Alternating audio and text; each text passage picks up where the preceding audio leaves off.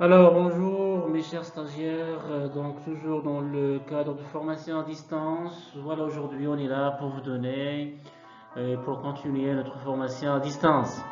Alors, toujours le module service des mails, toujours on n'a pas terminé avec la séquence service à la russe.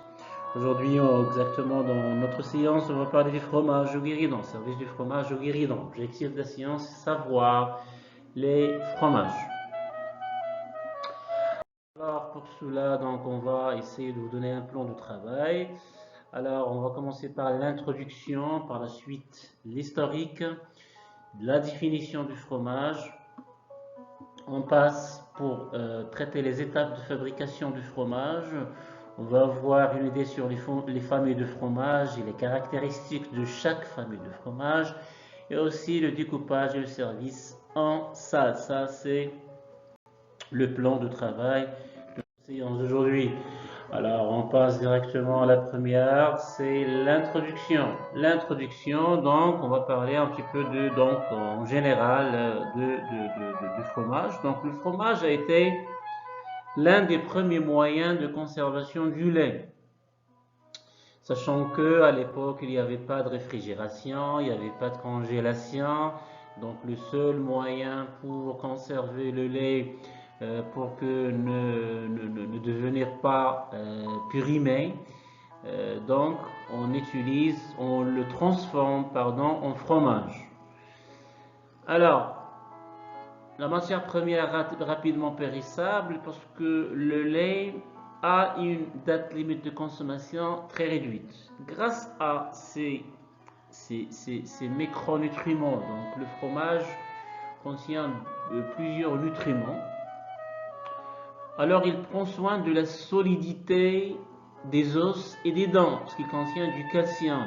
Il est toutefois conseillé de ne pas en abuser. Le fromage reste un aliment riche en matière grasse et en sel. Alors attention en matière grasse et attention au sel dans le fromage. Deuxièmement, donc, la pureté historique. On va parler un petit peu de la légende. Qu'est-ce qu'ils disent à propos de les légendes? Qu'est-ce qu'ils disent à propos du fromage? Alors, des preuves convaincantes montrent que la production laitière était pratiquée en Égypte environ 3100 ans avant notre ère. C'est très ancien. Autrement dit, le fromage est le plus ancien de tous les aliments façonnés de main d'homme, même avant l'apparition du pain. Ah oui, donc l'homme a connu le fromage avant sa connaissance du pain. La légende raconte aussi que le mécanisme de fabrication du fromage fut découvert par hasard lors du stockage et du transport du lait d'un endroit à l'autre. Troisièmement, la définition, ça c'est une question qui est souvent posée dans des examens. Donner la définition du fromage. Qu'est-ce qu'un fromage? Donc le fromage est un élément. C'est un élément, hein, tout d'abord, obtenu par quoi? Par la coagulation, soit naturelle, soit industrielle du lait. Naturel, ça veut dire la coagulation ou bien la fermentation de lait se fait par des bactéries lactiques qui se trouvent déjà dans le lait, soit industriellement en utilisant des enzymes et les pressures. On va parler un petit peu par la suite des enzymes et des pressures. C'est quoi? Le lait utilisé vient de la vache, brebis, chèvre. Donc, vous connaissez que la vache, c'est la femelle de bœuf. Brebis, femelle de mouton. La chèvre, la femelle de bouc. Bufflonne, femelle de beugle. Beugle, ça veut dire en arabe jamous. Jamous, voilà.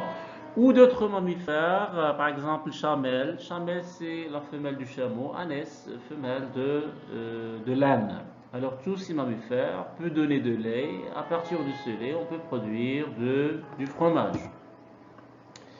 Alors, les substances utilisées en industrie pour accélérer la coagulation et la fermentation du lait, c'est les enzymes, j'avais dit auparavant, et les présures. Alors, enzymes, ce sont des protéines catalyseurs d'une réaction chimique, ça veut dire qu'ils vont accélérer la coagulation. Le même travail fait par la présure. La présure, c'est un extrait de l'estomac de veau. Alors, la présure ou bien la pepsine, pourquoi pepsine? Parce que la substance qui est très importante dans la présure, c'est la pepsine. Donc, on peut dire présure ou pepsine. C'est un coagulant du lait d'origine animale, extrait de l'estomac, surtout de veau. Alors notez bien que la plupart du fromage contient de la présure. Pourquoi la plupart? Parce que la plupart des entreprises qui font la production du fromage utilisent la présure comme substance de coagulation de fromage. On passe maintenant aux étapes de fabrication. Alors la première étape de fabrication du fromage, c'est le caillage. Qu'est-ce que ça veut dire caillage? Caillage, c'est tout simplement l'adjonction des ferments lactiques ou bien de présure, ou bien les enzymes, qui vont provoquer la coagulation du lait. Alors, il se divise alors en deux. Alors, caillage, ça veut dire on va diviser le lait en deux éléments essentiels, le caillé et le petit lait. Le petit lait, autrement dit, lactosérum. Alors, comme vous voyez ici dans l'image ou bien la photo, on a deux éléments dans cet ustensile. Alors, il y a la partie blanche un petit peu solide appelée le caillé, et il y a une deuxième qui est liquide appelée petit lait ou bien lactosérum. Alors ça, c'est l'étape numéro 1. Et le fait de diviser entre donc le lait en deux parties, caillé et lactosérum. La deuxième partie consiste bien sûr à séparer carrément le caillé de son lactosérum. Alors appelé l'égouttage. Alors c'est la séparation du caillé et du petit lait qui s'écoule. Alors comme vous voyez ici, ça, c'est le caillé utilisé ici dans un linge propre. Ça, c'est un linge, il soit très propre. Alors, à l'intérieur, il y a du caillé. À force de la masse du caillé, donc l'égouttage se fait naturellement. Mais parfois, ce travail, ça veut dire l'égouttage, est fait mécaniquement pour bien sûr accélérer notre travail. Alors au-dessous, il y a les gouttes de lactosérum, bien autrement dit le petit lait. Alors ça, c'est l'étape de l'égouttage. Donc on doit séparer le caillé de son lactosérum. Donc pour préparer le fromage, on aura besoin uniquement du caillé, mais on n'a pas besoin de lactosérum pour préparer le fromage. Donc on doit l'éliminer. Étape suivante, toujours dans les étapes de fabrication du fromage, c'est le moulage. Le moulage, c'est le mot qui vient de moule, ça veut dire on doit chercher une forme finale pour notre fromage. C'est la mise en forme des fromages. Alors regardez ici, donc il y a des moules, il y a plusieurs moules ici. On essaie de remplir ces moules par le caillé pour donner une forme finale pour notre fromage. Alors la forme est donnée par la forme de moule. Alors moule, cylindre, carré, ronde, etc. Donc c'est elle qui donne la forme finale de cahier. Donc ici, comme vous voyez, on a approché un petit peu pour savoir les moules utilisés dans cette étape de moulage. Il contient des trous, ce qu'on appelle les moules perforés. Il doit être perforé ou bien contient des trous pour continuer l'étape précédente qui était l'égouttage. Donc, même pendant le moulage, le caillé est en train d'égoutter grâce à ces petits trous qui existent dans les moules. Alors, l'étape d'égouttage est toujours continuer ici dans l'étape de moulage, d'accord? L'essentiel, c'est que on n'aura pas besoin de lactosérum. C'est pour cette raison on utilise les moules perforés afin d'éliminer définitivement les gouttes de lactosérum. On passe à la quatrième étape, c'est le salage. Le mot vient de sel. C'est quoi le salage? Et l'ajout ou bien l'addition du sel, soit à l'intérieur ou à la surface de la pâte.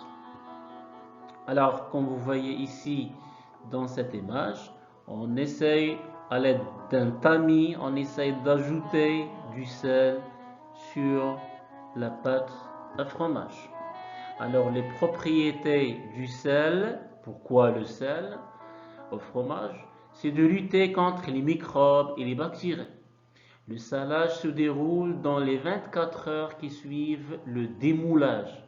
Ça veut dire après le moulage. Donc on a moulé et maintenant on va éliminer les moules, c'est ce qu'on appelle démouler. Alors le démoulage, donc après le démoulage, on utilise le sel pour lutter contre les microbes. Alors, toujours dans les étapes de fabrication, cinquième étape et la dernière, c'est l'affinage. Alors, l'affinage, c'est une période de maturation du fromage. Le goût, l'odeur apparaissent. Alors, on utilise des halloirs ou bien des caves. Des caves. Il y a des armoires ici. Alors, lors de l'affinage, les microbes présentés en surface du fromage et qui vont agir sur la texture et le goût du fromage, mais aussi son aspect, ça veut dire la formation de la croûte.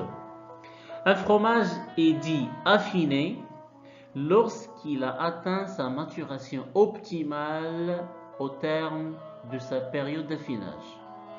Alors la période d'affinage, très variable selon les fromages et les périodes de l'année.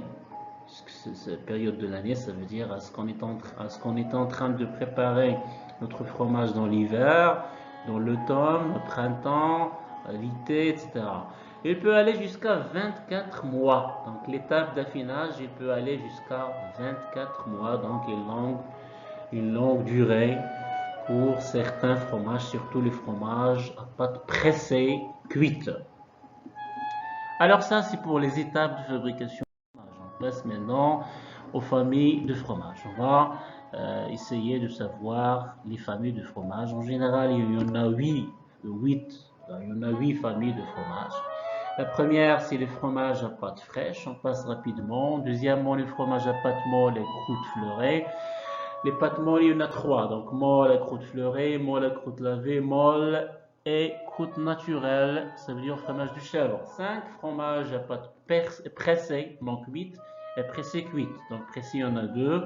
Le fromage à pâte persillée ou bien les bleus, ça c'est le deuxième nom pour les pâtes persillées ou la persillée.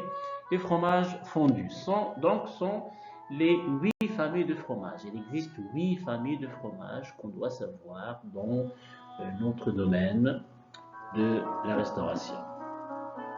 Alors on va essayer d'expliquer chaque famille. Donc on va passer une par une.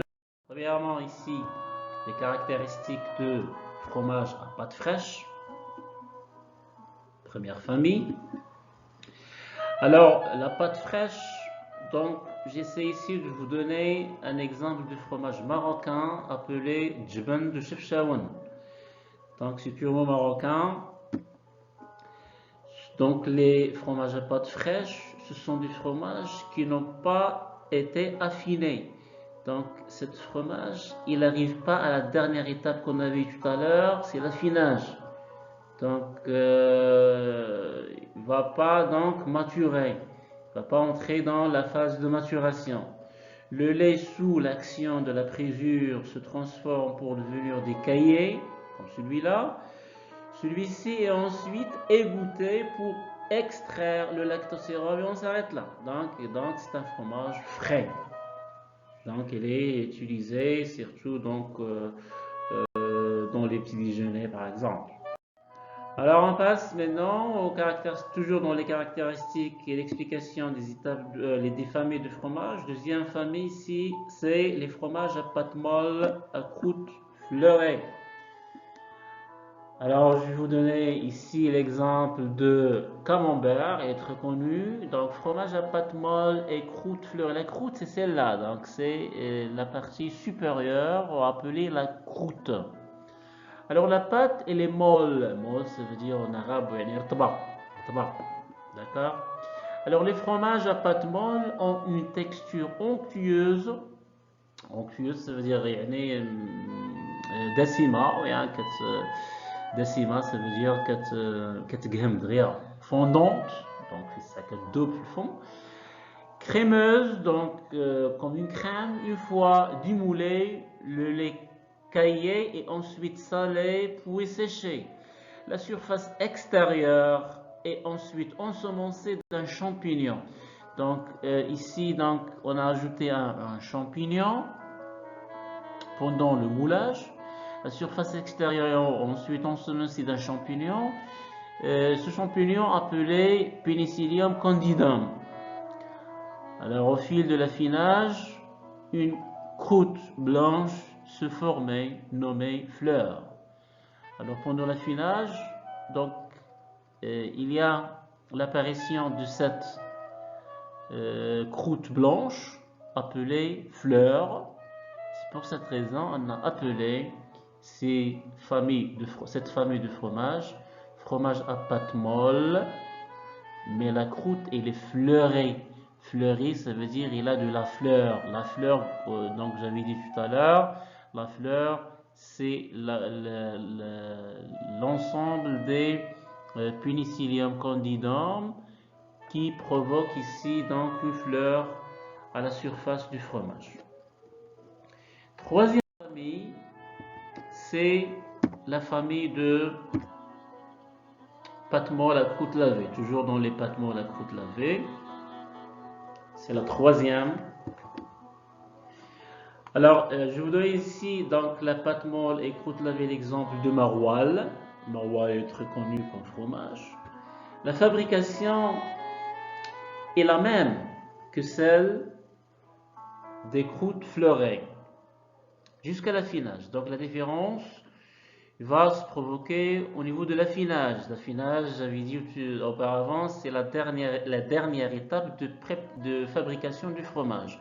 Alors au niveau de l'affinage, les fromages de pâte molle à croûte lavée vont être lavés et brossés à plusieurs reprises, ça veut dire à plusieurs fois, avec de la saumure. C'est quoi la saumure? Ça veut dire eau salée. Donc on doit brosser, on doit laver à chaque fois avec de l'eau salée, ce qu'on appelle la saumure.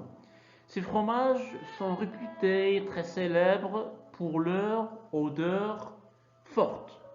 Donc ils ont une odeur forte et la croûte humide, la croûte il est humide, souvent de la couleur orangée, comme vous voyez ici, donc elle a de la couleur orange. Concernant pâte molle et croûte, donc les fromages à pâte molle et croûte naturelle, autrement dit les fromages de chèvre, ont des textures et des goûts bien différentes en fonction de la technique de fabrication. Il peut être cendré, cendré ça veut dire enrobé par du cendre, le cendre en arabe ou rmad. Alors, il peut être cendré ou non. La raison pourquoi l'objectif du cendre ici dans la texture, c'est pour lutter contre les insectes.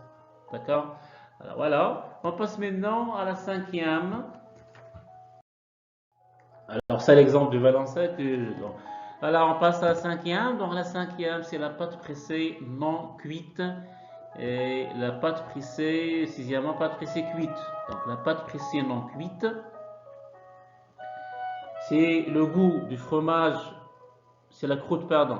Ça c'est la croûte qui donne le goût au fromage de la pâte pressée non cuite. Le goût, même la saveur et l'arôme aussi. Alors, cette pâte plus ou moins épaisse, se voit dans l'image ici, comme vous voyez, elle est épaisse plus ou moins selon la durée de l'affinage. est obtenu en pressant mécaniquement le lait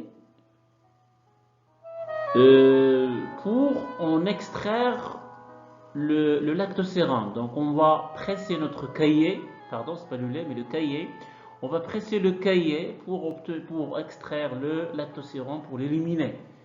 Alors ça se voit donc dans la photo que le fromage il est trop pressé mécaniquement. Concernant les pâtes pressées, toujours pressées mais non cuites cette fois-ci, pour conserver cette famille de fromages et pouvoir les consommer toute l'année, le cahier a été chauffé et pressé, donc la pâte est devenue dure. La pâte est devenue dure pour qu'il soit duré lentement. La pâte est de couleur jaune et très riche en calcium, très riche aussi en protéines. Donc on passe maintenant à la 7e. L'exemple ici c'est le Gouda des Pays-Bas, de la Hollande. Ici l'exemple du gruyère. C'est du gruyère. On passe maintenant à la famille suivante, c'est la famille de la pâte de fromage à pâte persillée ou bien persillée, et aussi les fromages fondus comme dernière famille. Donc les pâtes persillées, autrement dit les bleus. Alors le bleu, pourquoi? Parce qu'il a de la couleur bleue ou bien parfois de la couleur verte, obtenue par des moisissures ici à l'intérieur de fromage. Il dit ici, je vous donne l'exemple de Roquefort, il est très connu par cette couleur bleue. Donc ce fromage il développe des points bleuâtres et verdâtres dans la pâte. Au moulage, le cahier est ensemencé d'un champignon aussi, comme le Roquefort, mais cette fois-ci,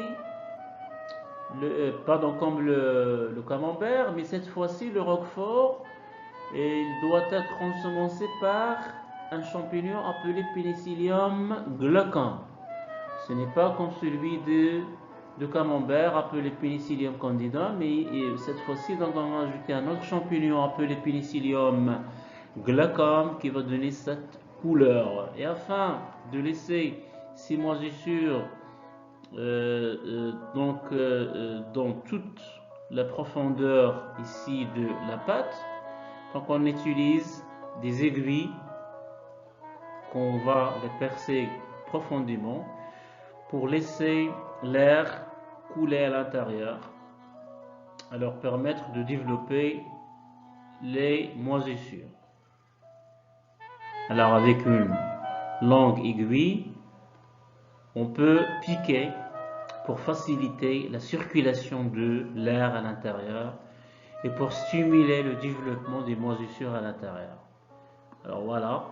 Concernant les fromages fondus, donc les fromages fondus, ce type de fromage est le résultat d'un mélange de fromages, des aromates, des épices, etc., dont on ajoute de lait cru pour donner de la couleur blanche. Alors ce fromage est destiné surtout à tartiner ou à servir avec des apéritifs. Alors voilà les caractéristiques de chaque famille de fromage. Alors pour plus de détails et plus d'exemples pour chaque famille, donc je vous invite par la suite de consulter ce tableau qui va vous donner plusieurs exemples de fromage pour chaque pour chaque famille de fromage. Il y en a 8 ici, et les caractéristiques aussi de chaque fromage, mais par la suite. On passe maintenant à la dernière étape, bien la dernière diapositive, c'est découpage et service en salle, mais ça sera pour la prochaine séance, Inch'Allah.